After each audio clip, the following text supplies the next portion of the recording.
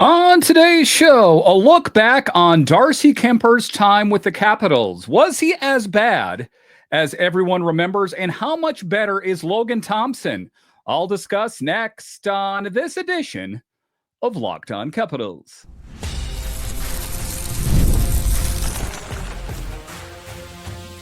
Your Locked On Capitals, your daily podcast on the Washington Capitals.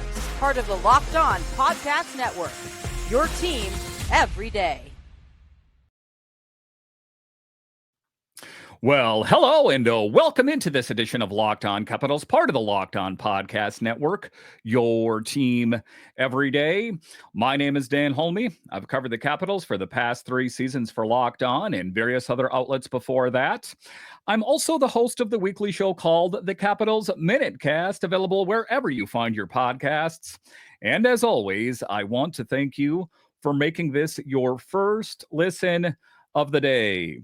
So in this edition of Locked On Capitals, we take a look back on Darcy Kuemper's time with the Capitals and just remembering how excited Capitals fans were when we found out that Kuemper was coming to the Capitals. How did he lose favor with this team? I'll talk about that a bit later. I'll talk about Thompson or Kuemper. Ultimately, who is the better netminder? I'll let the numbers speak for themselves. But just to get it going here, we'll talk about Logan Thompson as he takes control of the net in Washington. And when he came here, I don't think that there was the feeling that he was the clear number one. I think the feeling there was that Charlie Lindgren was going to battle him for that number one job. Well, how did it end up? More of a 1A, 1B situation where they kind of split the workload for a lion's share of the season. In the latter part of the season, you saw Logan Thompson come on a bit stronger as they went with more of the hot hand.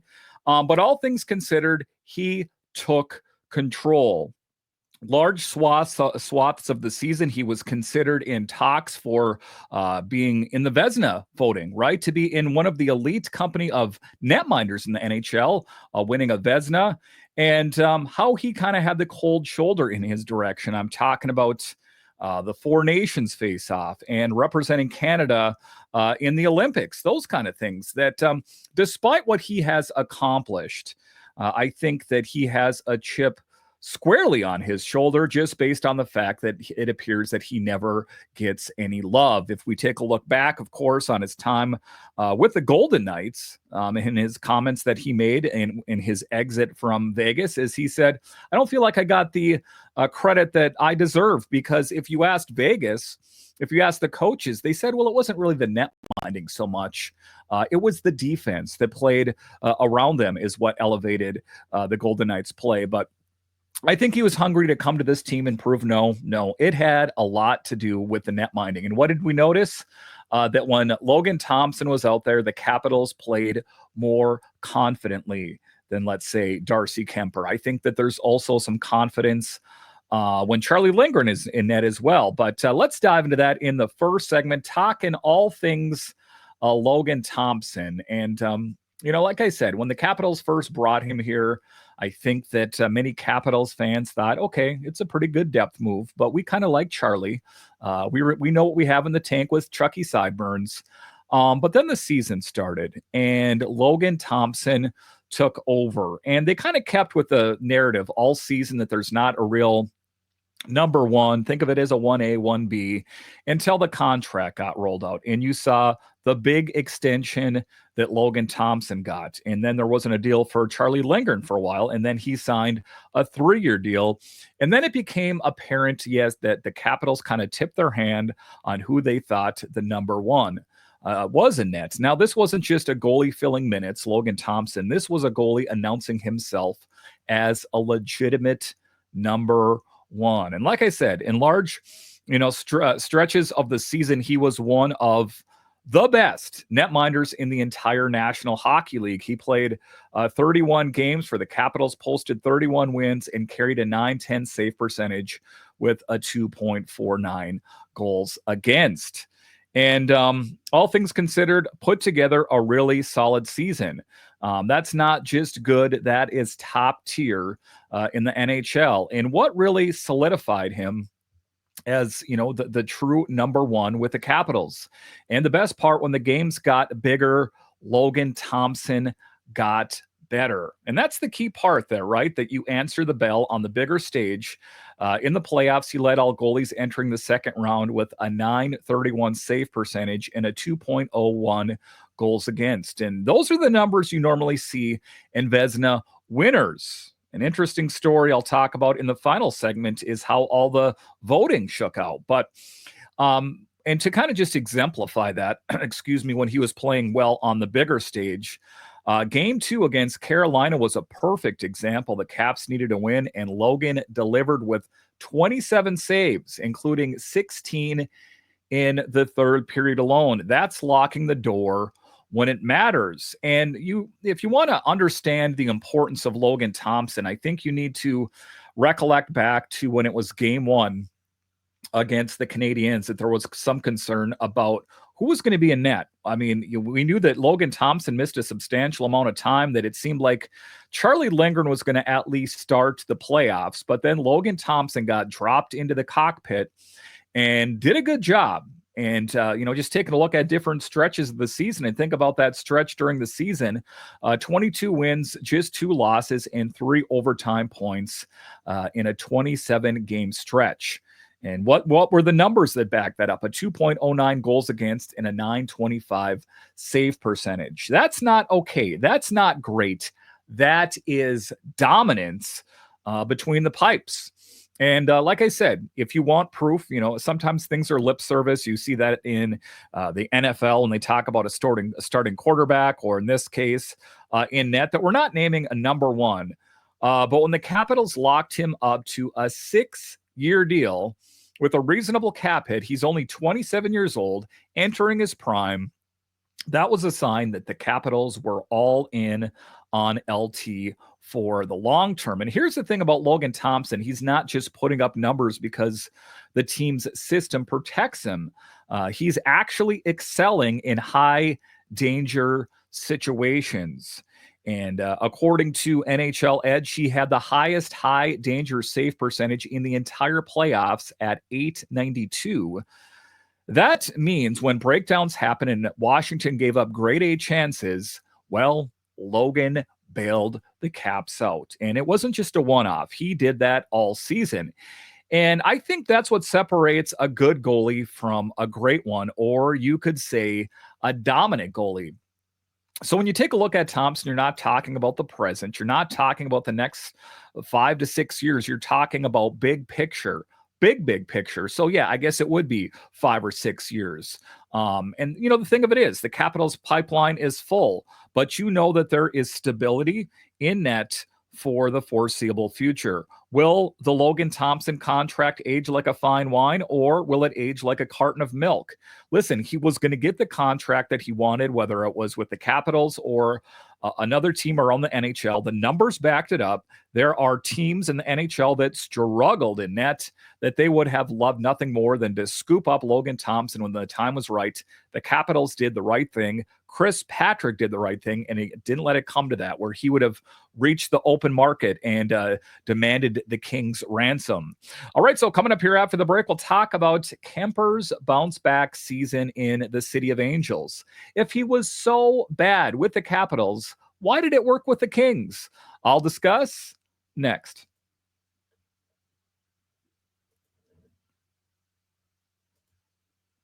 The NFL season is here, and FanDuel is making sure you're ready for kickoff with a can't-miss offer.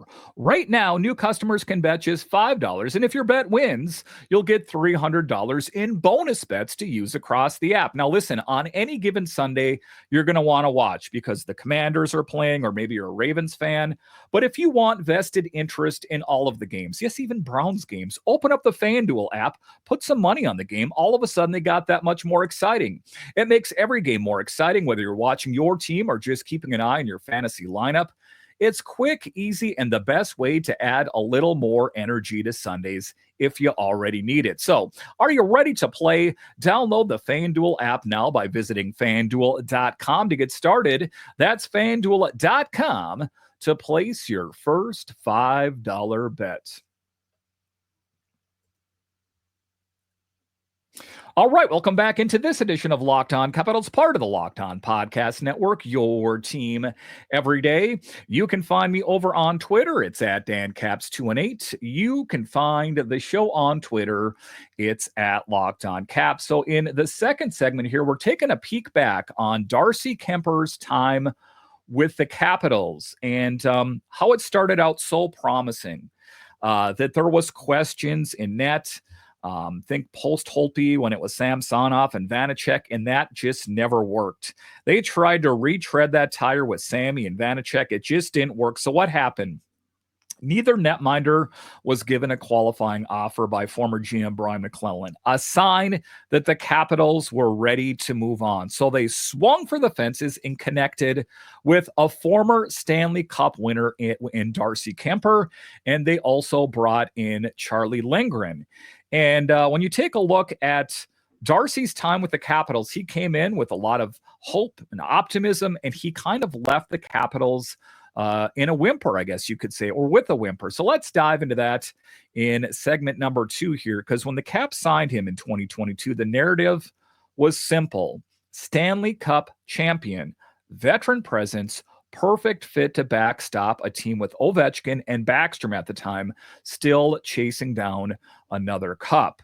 And there was that feeling that unit, that team, the Backstrom, Oshie, Wilson, Ovechkin, those players back then in that Rock the Red era, that they could get another win, another Stanley Cup win, if they had the right netminder. So they did the right thing. On paper, it seemed like a slam dunk to bring in Darcy Kuemper. And year one, the numbers looked fine. A .909 save percentage, a 2.87 goals against. Not elite, but respectable. But the team around him, injuries and poor defensive structure, and a group that was clearly starting to transition out of its contending window. And I think that the change that took place with the Capitals, a lot of people didn't see it coming. I think it kind of came up on them in a hurry. When you saw Nicholas Backstrom and that hip resurfacing procedure that did not respond the way that he had hoped, and spent his last year under contract on the long-term injured reserve. Same thing went for TJ Oshie, 2 pillars on the Capitals during the heyday of the Rock the Red era. And then you saw Evgeny Kuznetsov's time with the Capitals come to an end. But if we want to be accurate and remember things correctly, Kuemper was left out to dry night after night. And while he gave them steady play, the Capitals missed the playoffs. And I think the writing was on the wall for Darcy Kuemper that they wanted changes. They thought that Darcy Kuemper was going to be the answer in net. And what happened? Year 2 was worse. He lost his starting job to Charlie Lindgren. By the trade deadline, he was basically an expensive backup. And that's when the Capitals made the bold move. Again, it was PLD was a mismatch out in LA. Darcy Kuemper was a mismatch with the Capitals. They traded partners to extensive contracts, and both had bounce back seasons. So the Capitals did that. They shipped him out to LA in a deal that brought back Pierre-Luc Dubois. Now, here's the twist. Kuemper bounced back in a huge way with the Kings. 50 games, 31 wins, and a 2.02 goals against. A .922 save percentage, and 5 shutouts. That's not just a nice rebound season. That is a Vezina finalist season. And in the final segment, I'll break down how all the Vezina voting went. But to say that Darcy Kuemper was a poor goalie is misguided. He didn't work with the Capitals. He knocked it out of the park with the Avalanche. He knocked it out of the park with the LA Kings. It was just not a perfect match. The defense was subpar. The Capitals were learning Spencer Carberry's systems. And by the time he kind of figured it out, Charlie Lindgren had already seized the net. And if we want to talk about other things that worked against him at 34 years old, he reminded everyone of his age, but also this last year made us quite aware that at 34 years old, that he can still get big things done in the National Hockey League, as he had a respectable bounce back season with the Kings. And here's the thing here. It wasn't all smoke and mirrors. Kuemper was one of the best in the league at handling high danger shots. His high danger save percentage ranked among the league leaders, and the Kings leaned on him heavily in the second half of the season. I think that, when Darcy went out to the Kings, there was a feeling of good riddance by Capitals fans. I banged the drum for Darcy Kuemper here, and people are like, yeah, we don't want to hear your talk about Kuemper. We got Chucky here, and everything's okay. So in a way, it's fair to ask the Capitals, did they give up on him too early? Because while Kemper's time in DC didn't pan out, his numbers in LA, well, proved he still has plenty left in the tank. But here's the catch. He's 34, and while one great season is impressive, how many more of those does he have left? Those are the big questions. And, I think for a lot of Capitals fans, they're thinking to himself, why is Dan bringing this up? Logan Thompson is here, and Charlie Lindgren's here. It's just important to remember things correctly. I think the feeling was, and I think a lot of people kind of forgot about Darcy Kuemper, that when he left Washington, people were like, yeah, he went somewhere. Who knows what happened? Well, turns out he had a respectable bounce back season, that he wasn't the poor netminder that many people thought he was. A bit prone to being a bit by the injury bug, but some of that was beyond his control. All things considered, a great bounce back season, but the question remains, are the Capitals better off with Logan Thompson, or should they have given Darcy Kuemper a longer look? I'll break it all down straight ahead.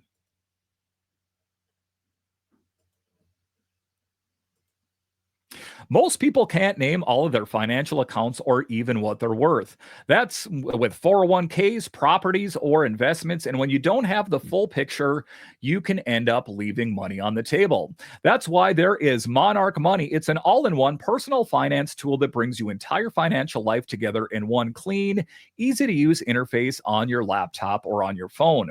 Monarch is built for people with busy lives. If you've been putting off organizing your finances, Monarch is for you. Monarch does the heavy lifting for you.